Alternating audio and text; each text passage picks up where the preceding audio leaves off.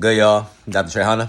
Now, I have a lot of clients that are like, yo, Trey, I cannot believe I finally hit my fat loss goal. I love how my body looks. So you know what? I think I want to stay in ketosis for the rest of my entire life. All right. So today, what we're going to cover is the benefits of ketosis, right? Why you should use ketosis here and there, but why you shouldn't stay in ketosis for the rest of your entire natural life, and what you might actually experience if you do decide to do that. All right. So first things first, one thing I want to teach y'all is about the Goldilocks rule. What is the Goldilocks rule? It is that too little of something could be detrimental. Too much of something could kill you. You finding that sweet area is ideal, or that's what you want to do or want to find. All right. So just like a lot of people don't understand that if you drink too much water, believe it or not, you could drown yourself, right? But too little water, you're going to be dehydrated. So what you need to do is actually listen to your body. And when you're actually thirsty, give your body what it actually needs at that time. But what a lot of people already do, just living in America, you probably have that jug of water that says what? It says fat at the top, keep going at half, and you're sexy as hell at the bottom, right? You don't want to do it. You want to listen ultimately to your body. Okay. So what ketosis does, it allows your body to be in a catabolic state. Anabolic state means to grow. Catabolic means to break down. All right. But in this instance, you're actually breaking down fatty acids. That's the whole purpose of ketosis. Once your body's liver glycogen is depleted, you're literally putting your body in a position where it has to start using its own energy reserves, body fat, for fuel. Okay. Now, ketosis is ideal, right? Until you hit your goal weight, until you're at a healthier body composition. So for men, that's around about 10 to 15% body fat. Anything lower than that, that's cool. You're doing that for like bodybuilding purposes, or you try to kill them at the beach. For women, ideally it's between about 20% to 28%. Okay, body fat. That's usually ideal for women. That's your in your bag weight, right? Now, once again, when ketosis, or when you put your body in a ketogenic state, it's going to be burning body fat, right? But also, if you continue to keep your body in ketosis after you hit your goal weight, some things may happen. Some things such as it's starting to affect your sleep. That's why a lot of people, when they start doing a ketogenic diet, right, and they try to go to sleep the time when they're doing a 48-hour fast, they're not able to get as much sleep. Why? Because their body is looking for you for energy and you're not providing it to it. So what's happening is, because you're not supplying your body with ample amount of nutrients coming from carbs, right, your insulin is not being spiked. And what insulin does in the human body not only teaches your body to grow, or tells your cells to grow at that matter, it also regulates what your kidney does.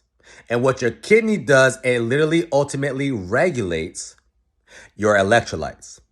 All right. So ironically, when people experience the keto flu, it's not because, oh, well, it's because you're fasting. It's because your body is not retaining as much electrolytes as it needs. That's why I tell my clients to get what? Essential water or smart water, because you're actually repleting the electrolytes that you're losing. Now, if you was doing a 48-hour fast and you're just drinking straight Deer Park water, all you're literally doing is depleting your electrolytes. You're not replacing your electrolytes. So that's when you start feeling irritable, you start feeling weak, you start feeling dizzy, start getting lightheaded, etc.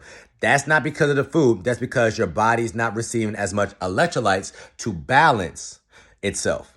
Okay? So everything, or every single cell in your body, has an electrical charge. Okay? That's why we need sodium and potassium. These are a part of the electrolytes. Okay? What does sodium do? Sodium literally hydrates your cells. Hence why, if you overeat a lot of sodium, if you have a very salty food, right, what's going to happen the very next day? You're going to see the scale go up. Not because you magically gain 3 to 4 pounds overnight of fat. It's because your body's retaining a little bit more sodium because you had a high sodium food, or a very salty source of food, right?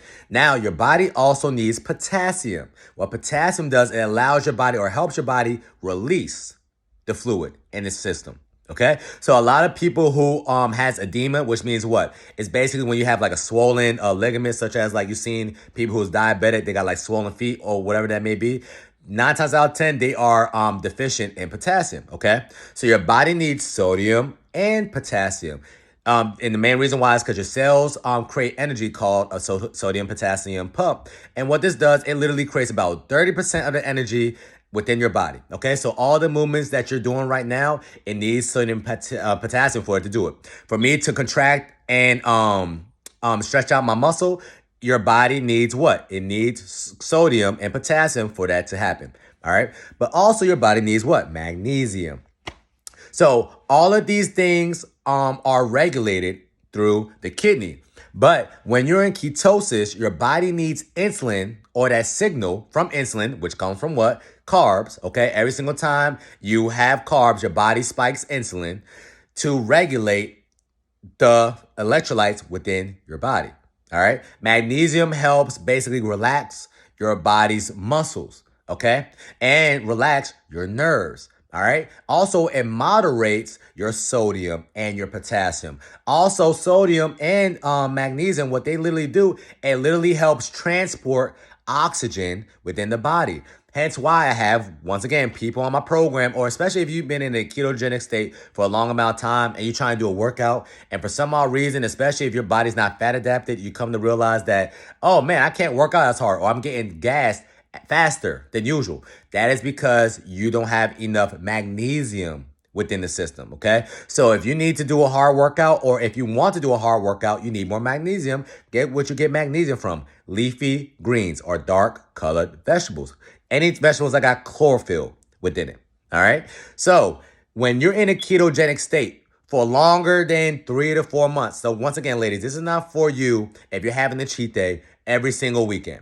This is not for you if you're having a cheat meal. I'm talking about the people who is dogmatic, who probably didn't have any carbs for about 6 months to a year on end. I'm talking to you. All right. So black people, that is not you. But best believe when Easter come around, when Christmas come around, you're going to have some carbs. Let's be real. All right. But if you continue to be in a ketogenic state for longer than 6 months to a year at a time, and you're literally just being afraid of carbs, what you can expect is you to have some muscle weakness, right? You start to notice some hormonal imbalances, okay? You're going to start to notice that you can't sleep as deep as you usually do, or you're not getting restful sleep. This is all because your body is not getting as much electrolytes in the system, or your body's not able to regulate the electrolytes. It's not holding on to it because you're not having that insulin spike with it. All right. That's why one thing you might notice is majority of the things that you have that has carbs in it, it naturally has sodium in it. All right. Because it works in tandem. The problem is a lot of people, which is why a lot of people is afraid of carbs nowadays, is the fact that a lot of people start to become insulin resistant. And that's because you're having too much carbs. But it's not just you having that one slice of pizza, or it's not you, like me, used to have a whole box of pizza to myself on Saturdays, which has what? A lot of carbs, a lot of fat, a lot of sodium. It's the fact that the average person is having that snack or having meals 5 to 6 times a day, and you're not hungry. You're just eating because it's fun to eat. Okay. And you was also taught, oh, if I eat 5 to 6 times a day, it's going to boost my metabolism. Yeah, sure, going to boost your metabolism. It's going to boost that fat metabolism. Duh. All right. So eat when you're physically hungry. Use ketosis as a tool. If you're somebody who's not happy about their body composition now, then it will behoove you to stay in ketosis for the time being, right? Once you hit your goal weight, once you can look in the mirror and you're like, yo, I love exactly how I look in the mirror, have some carbs, right? But you already know better when it comes to the main source of carbs it should come from, such as leafy greens. Like today, I had a whole bowl of arugula, spinach. I had some chickpeas in it, but chickpeas is totally different from you having white rice or you having nature's own honey wheat bread. Duh. Okay, so have the better sources of carbs, okay? The carbs that actually have the micronutrients and the electrolytes, such as sodium, potassium, sodium bicarbonate, magnesium, calcium, etc. All right. So hopefully y'all learned something today. Ketosis is not going to be a detriment to you unless you're going past the comfort zone, past your already optimal body weight, and you're getting just all skinny, right? Now you're starting to lose your muscle because once again, you being ketosis is going to put your body in some sort of a catabolic state. So once all the fat is gone off your body, guess what's going to go next? That muscle. All right. So use it as a tool. You don't want to be in ketosis for the rest of your life. And once you finish being in a ketogenic state, what you want to do is focus on building muscle. In order for you to build muscle, you need to have carbs, or it'll be more conducive for you to build muscle if you have carbs or incorporate some carbs. OK, so make sure you have more leafy greens than grains, have more potatoes than rice. All right. Have more things that's actually going to bring more value to you. nutrition-wise versus you just having a lot of empty calories, such as you having a brownie. Duh. All right. Hopefully, I learned something today. Don't be afraid of ketosis, especially if you're having cheat days here and there. Okay. Believe it or not, that's why I advise my clients to have cheat days here and there. All right.